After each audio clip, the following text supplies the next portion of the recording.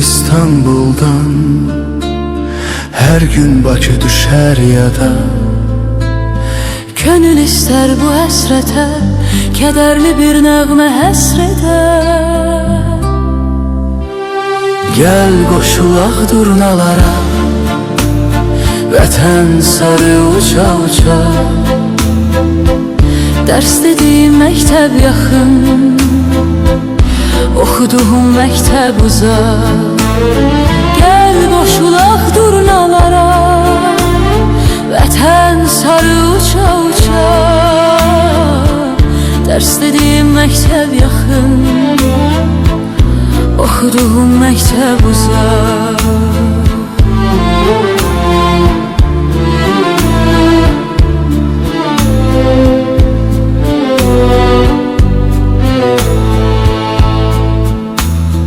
Göy Bosforda gəmi üzər, ya da düşər mavi Xəzər.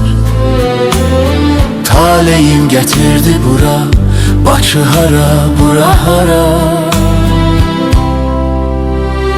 Gəl qoşulaq durnalara, vətən sarı uça uça.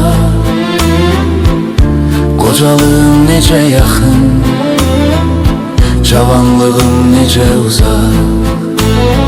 Gəl qoşulaq durnalara, vətən sarı uça uça. Qocalığım necə yaxın, cavanlığım necə uzaq.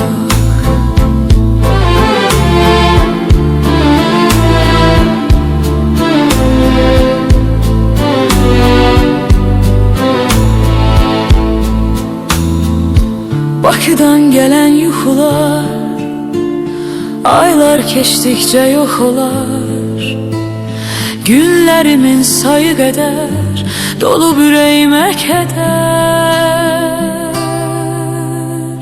Gəl qoşulaq durnalara, vətən sarı uça uça.